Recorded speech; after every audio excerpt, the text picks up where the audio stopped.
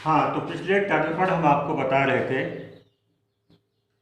कक्षा 10 में पहला अध्याय जो रासायनिक अभिक्रियाओं से है, रासायनिक अभिक्रियाओं के प्रकार।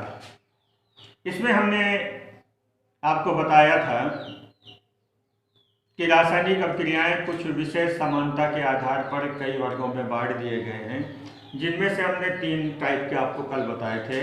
एक तो योगात्मक अभिक्रिया, दूसरा प्रतिस्थापन अभिक्रिया और तीसरा अपघटन अभिक्रिया। आज हम चौथे पर आते हैं। चौथा है वियोजन अभिक्रियाएं।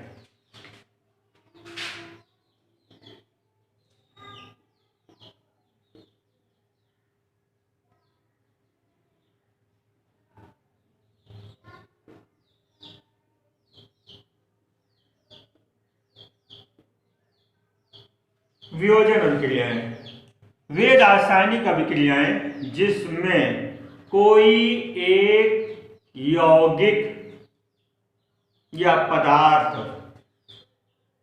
दो या दो से अधिक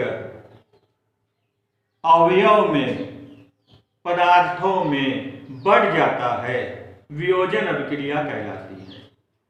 अपघटन अभिक्रिया वियोजन में फर्क यह है कि अपघटन अभिक्रिया में एक पदार्थ दो या दो से अधिक भागों में अपघटित होता है, लेकिन मूल पदार्थ पुनः नहीं बनता है। वियोजन अभिक्रिया में कोई एक यौगिक सरल घटक में बढ़ जाएगा और ये घटक मिलकर के कारण हटा दिया जाता है जिसकी वजह से ये बने हैं, तो पुनः जो है मूल पदार्थ बन जाता है। वियोजन अभिक्रियाएं दो तरह की होती हैं, एक होता है ऊष्मीय वियोजन और दूसरा होता है आयनिक वियोजन। ऊष्मीय वियोजन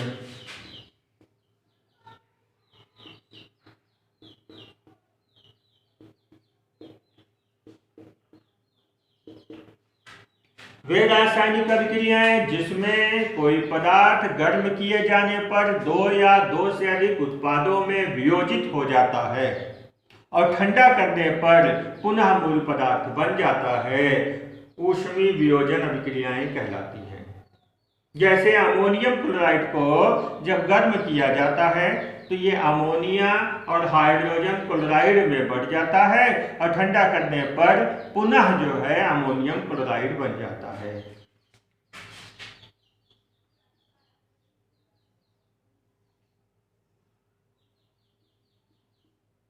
गर्म करने पर अमोनिया और हाइड्रोजन क्लोराइड और ठंडा करने पर फिर अमोनियम क्लोराइड बन गया। इसी तरह से हाइड्रोजन आयोडाइड गर्म करने पर हाइड्रोजन और आयोडीन में वियोजित हो जाता है और ठंडा करने पर पुनः जो है हाइड्रोजन क्लोराइड बन जाता है। दूसरा है आयनिक वियोजन।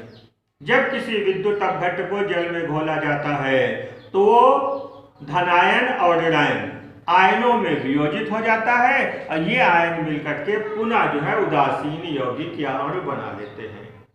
इस क्रिया को कहा जाता है आयनिक वियोजन। जैसे आयनिक वियोजन, जैसे सोडियम क्लोराइड है, जब इसको जल में घोला जाता है तो ये सोडियम आयन और क्लोराइड आयन में बढ़ जाता है और ठंडा करने मतलब फिर आपस में आयन मिलकर के उदासीन और बना लेते हैं। इसी तरह से किसी अम्ल को घोला जाए, किसी और लवण को घोला जाए, जैसे आप H2SO4 को जल में घोलते हैं तो क्या होता है, हाइड्रोजन आयन बनता है और इसके अलावा सल्फेट आयन बनता है। तो ये है आयनिक वियोजन। पांचवा आपको बताने चल रहे हैं उभय अपघटन अभिक्रियाएं।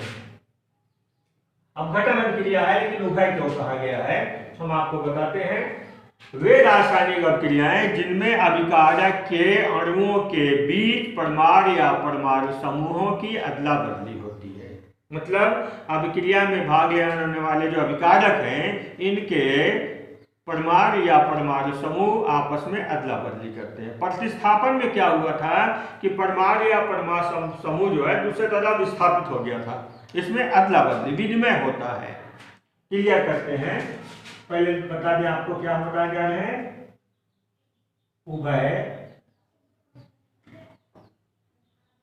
अपघटन अभिक्रियाएं।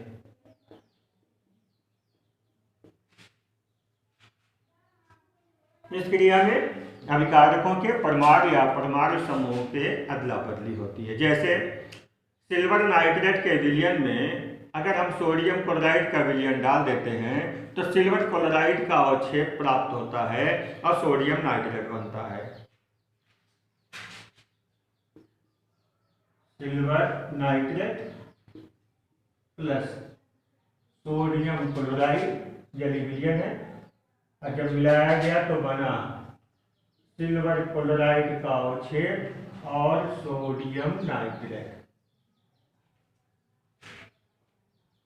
ये अवक्षेप के लिए सिंबल है। तो इसमें क्या हुआ है कि सिल्वर क्लोराइड का सिल्वर नाइट्रेट का नाइट्रेट जो है सोडियम साथ आ गया, क्लोराइड इसके साथ आ गया, सिल्वर क्लोराइड और सोडियम नाइट्रेट बनता है। इस तरह से अगर हम एसिटिक एसिड में सोडियम हाइड्रोक्साइड का जलीय विलयन मिलाते हैं तो बनता है सोडियम एसीटेट और जल। यहाँ पे देखिए सोडियम जो है जल हाइड्रोजन को विस्थापित करके एसिटिक अम्ल में पड़ा गया, सोडियम एसीटेट बना और हाइड्रोजन और OH मिलकर के जल बना लेते हैं। अदला बदली हुई है। ये कहलाता है उभय अपघटन अभिक्रिया। इसके बाद आते हैं, हम आपको बताते हैं ऊष्मा शोषी अभिक्रिया।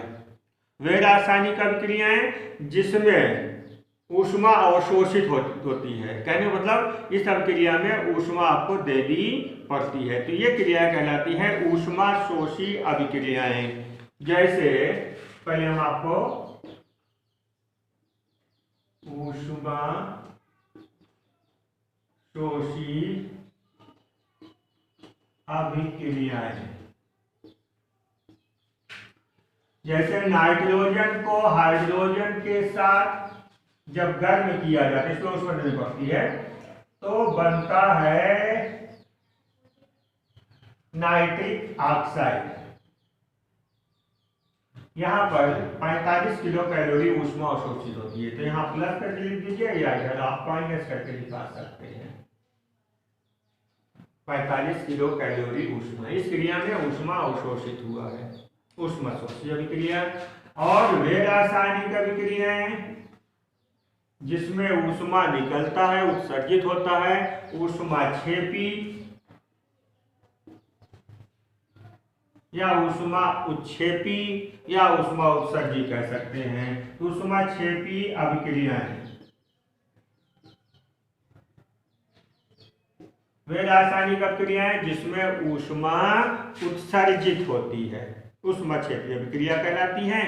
जैसे आप इससे पहले बता चुके हैं, कार्बन को ऑक्सीजन के साथ दहन करने पर कार्बन डाइऑक्साइड बनता है और 1 मोल के पीछे 94 किलो कैलोरी ऊष्मा उत्सर्जित होती है।